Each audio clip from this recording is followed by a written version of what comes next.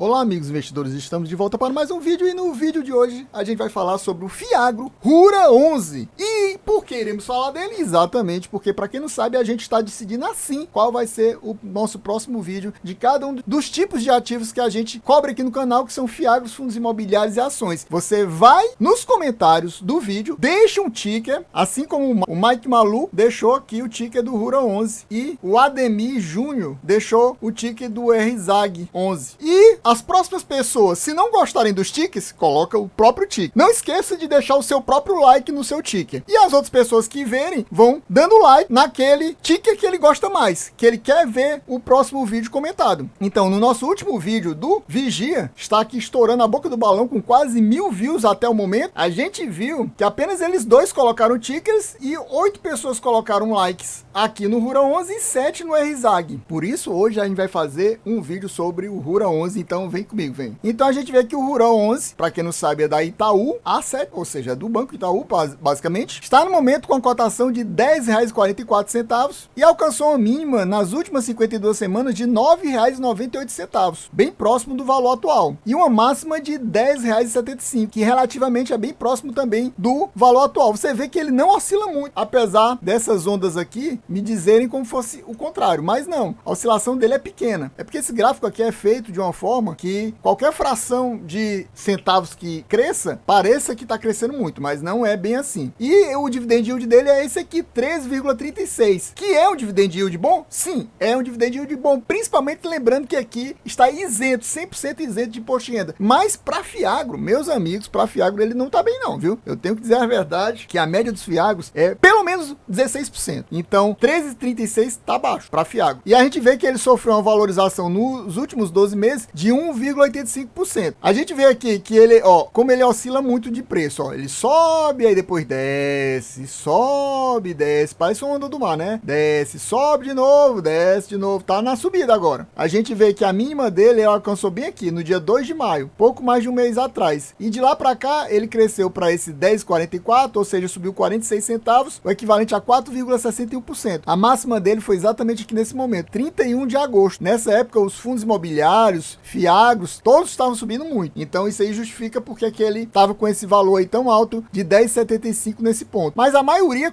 continuou se mantendo com o preço alto, mais ou menos até o finzinho de outubro. Ele não, já foi caindo aqui no iniciozinho de outubro, já estava caindo. E aqui a gente vê que ele bateu outra mínima, né, digamos assim, de 10,3 já no comecinho de dezembro. A gente vê que o valor patrimonial da cota dele é R$ 10,07, ou seja, ele está com P sobre VP de 1,04, 4% acima do valor patrimonial. E tem muita gente que, quando se trata de fundo de papel, e esse aqui é um fundo de papel, basicamente, que é um Fiagro baseado em papéis, não em fazendas, tem gente que não entra quando o valor patrimonial está acima de 1. Então, nesse caso, você não entraria aqui porque está 1,04. Naquele momento que estava 9,98, aí ele estava abaixo do valor patrimonial, já poderia ser um caso de você que só quer pegar nessas barbadas, digamos assim, entraria no fundo. Mas no momento ele está 1,04. Como eu falo alguns meses atrás, o normal dos Fiagros são trabalhar acima de 1 UP sobre VP. Naquela época, mais ou menos no período de agosto até finalzinho de outubro, estavam trabalhando de 1,10 até 1,20. Vários Fiagros estavam trabalhando nessa faixa do P sobre VP de 1,10 a 1,20. Naquele momento estava caro. Agora está no preço bem ok. Mas tem gente que não. Passou de 1 eu não quero. Então pronto, a gente não pode fazer nada. Se você não quer pagar um pouquinho a mais para ter esse retorno maior, então a gente não pode fazer nada. E a gente vê que a quantidade de cotista dele é relativamente baixa, digamos assim. Por quê? Porque ele é um fundo já na faixa de 1 bilhão. Ele é um dos 3 maiores Fiagros na bolsa. Basicamente, é o KNCA, o Hura 11 e o Vigia atualmente, que está nessa faixa de 1 bilhão. Então, são 3 fundos que estão na faixa de 1 bilhão. Agora, a diferença é que, por exemplo, o Vigia está abaixo de 1 UP sobre VP e o dividend yield dele está na faixa de 19%. É exatamente nesse vídeo aí do Vigia que a gente fez recente que o Hura 11 foi indicado pelo nosso amigo Mike Malu e a gente está fazendo o vídeo aqui. Então, os números do Vigia estão melhores tanto para comprar como na quantidade de cotistas também. O valor patrimonial está basicamente o mesmo. O dividend yield distribuído está muito mais alto, mas tem um detalhe. Ele é um fundo da Valora. E como é o fundo da Valora, aí o pessoal, quem é Valora? Agora, aqui esse fundo é do Itaú. Aí o pessoal, Itaú eu conheço. Aí o pessoal que é mais sardinha, mais conhecimento do mercado,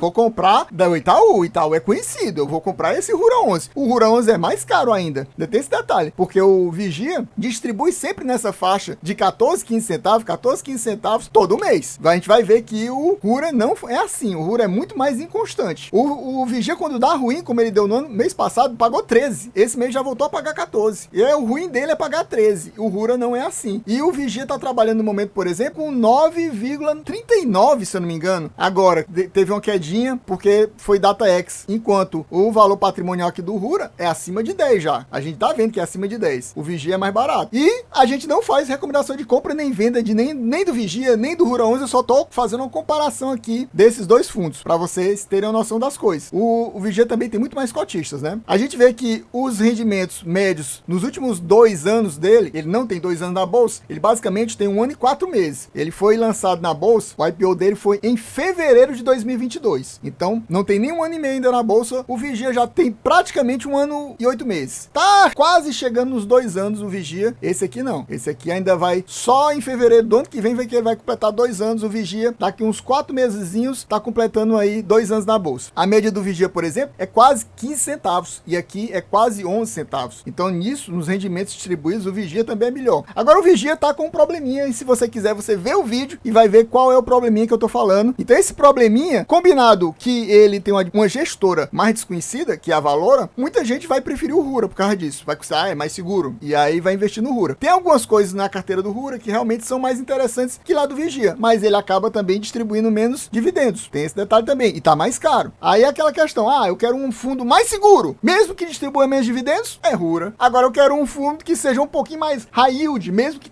corra um pouquinho mais de risco. É Vigia. Basicamente é essa a ideia. A gente vê que ele começou a distribuir dividendos em março já, como eu falei, ele foi lançado na bolsa no ano passado em fevereiro, mas em março já distribuiu os primeiros dividendos, foram apenas 7 centavos, aí depois caiu para 6 em abril, depois 8 em maio, depois 10 em junho, 11 em julho, aí 12, 14, o maior dividendo distribuído por ele, 14, depois 11, depois 14 de novo, veio para janeiro só 10, aí depois 11, depois 9, aí 12 e agora 14. Esse que ele coloca aqui em maio é esse que é pago apenas em junho. E a gente vai ver o relatório exatamente desse relatório aqui do mês de maio, que se refere a esse pagamento de 14 centavos que foi pago semana passada aqui, e que o dividend yield dele nessa época foi muito bom, né? Foi um dos maiores, porque como eu falei, ele é muito irregular. Vocês estão vendo que ele é irregular. Pagou 14 centavos, que foi relativo a um yield de 1,35%. Se fosse sempre nessa média, tava ótimo o Rura. O problema é que ele, como eu mostrei aqui, ele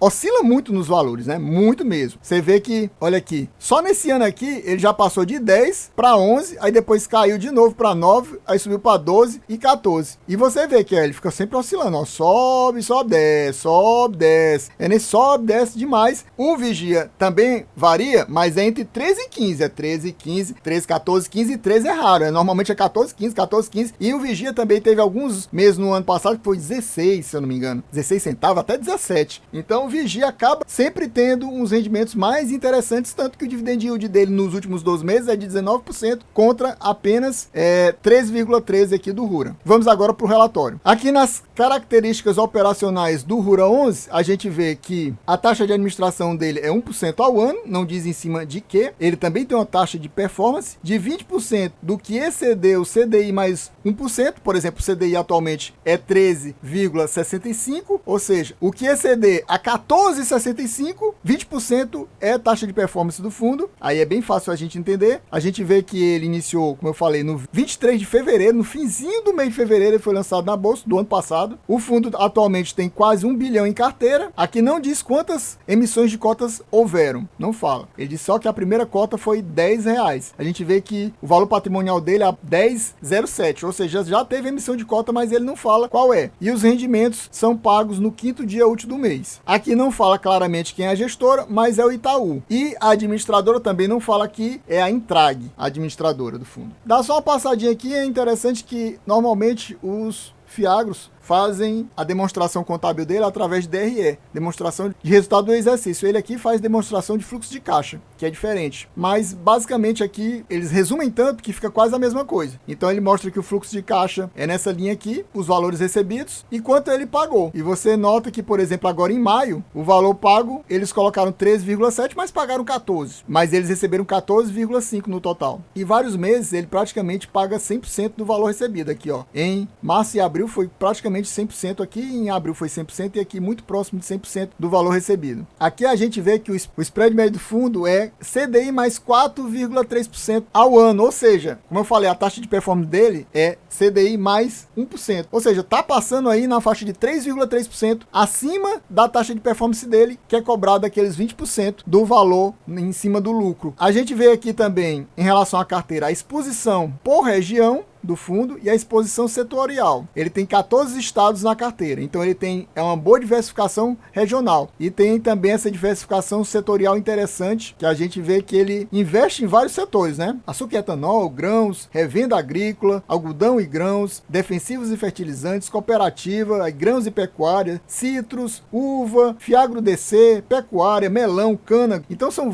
avicultura, são vários setores, cada um é bem pouquinho na carteira. Esses 5 setores aqui, esses 3 e esses 2 aqui, são que tem uma maior... Aqui tá tão apagado, né? Se eu não me engano, que é 9%. 16% aqui no setor de açúcar e etanol. Aí tem 15% aqui em grãos, 10% aqui em revenda agrícola. Aí tem 9% aqui, que tá muito apagado, que é algodão e grãos. E mais 9% aqui em defensivos e fertilizantes. Agora, uma coisa que eu não gostei foi que ele não cita o nome de nenhum dos devedores. Ou seja, se der um problema num devedor, a gente fica sem saber que aquele devedor ali tá devendo ao Rura 11. Por quê? Porque ele esconde aqui. No relatório, ele esconde os nomes dos... Eu não gostei disso, não. O Vigia mostra. Por exemplo, a gente sabe que a Languiru tá tendo problema lá no Vigia, porque a gente sabe que a Languiru faz parte da carteira do Vigia. E aqui, a gente não sabe. Se a Languiru tivesse aqui dentro aqui, a gente não saberia, porque ele só cita o setor do devedor, mas não cita quem é o devedor, qual é o nome do devedor. Então, isso eu não gostei, não. E a gente vê também que a duration dos devedores não é tão alta, 2,1 ano, mas normalmente em Fiagro é baixo mesmo, então isso aqui não é esquisito, não é estranho. E a gente vê que a alocação do fundo atualmente é 94% em crédito do setor agro. Por que só 94%? Porque 6% ainda está em caixa. Esses 6% eles vão investir em breve. A gente vai ver isso daqui a pouquinho. Aqui é tipo um resumão dessas questões de devedores. A quantidade 45, ou seja, é bem diversificado. Alguém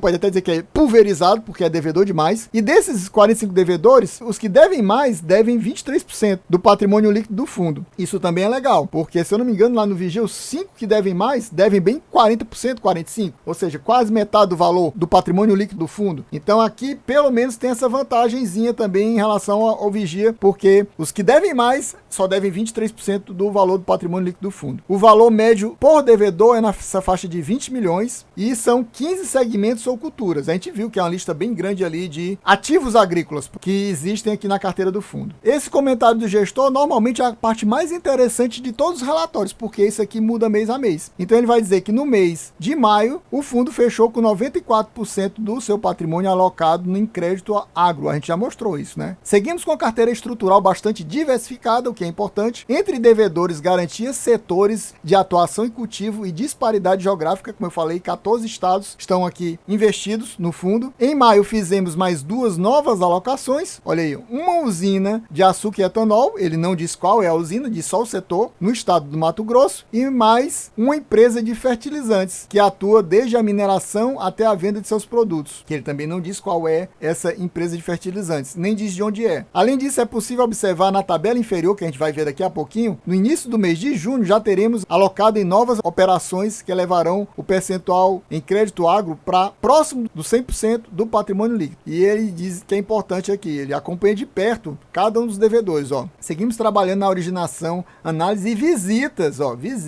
em nossos devedores e acompanhando a carteira atual do fundo com nossas revisões periódicas de crédito e rating interno. Ele informa também que os produtores que estão na carteira do fundo possuem uma sólida capacidade de pagamento, além de boas garantias em cada crédito que é concedido. E a carteira está plenamente em dia, que é importante, ou seja, ninguém está inadimplente. Se não tem inadimplência, normalmente os rendimentos são maiores. Quando tem inadimplência é que puxa os rendimentos para baixo. Como a gente está vendo, por exemplo, em alguns fundos imobiliários mais high yield, vários devedores estão deixando de pagar, estão inadimplentes. E isso puxou muitos rendimentos para baixo. E como puxa os rendimentos para baixo, o que acontece? Muita gente salta fora do fundo e as cotas caem muito de valor, né? Como aconteceu, por exemplo, com a HCTR, o DEVA 11 perderam praticamente metade do valor deles na bolsa por causa desses problemas de inadimplência com os devedores. Tá certo que aqui é Fiagro e lá é fundo imobiliário. É diferente, mas é só para exemplificar a importância dos devedores terem essa capacidade sólida de pagamento e estarem todos em dia. Aqui ele fala dos detalhes do setor agrícola aqui no Brasil, dizendo que ele é muito forte, que ele é muito resiliente, e aí ele termina dizendo o seguinte: a gestão do Rura 11 entende que é relevante reiterar como a melhor forma, provavelmente a única, né, para mitigar esses riscos, de buscar efetuar operações com margem de segurança, garantias e produtos de bom histórico, e trabalhar para ter uma extensa diversificação de devedores na carteira. Por isso que ele tem 45 devedores, né? Alguns fundos, eles acabam pegando menos devedores e esses devedores ficam devendo mais dinheiro, como acontece, por exemplo, lá no Vigia, que são, se eu não me engano, 27 devedores apenas para R$1 bilhão.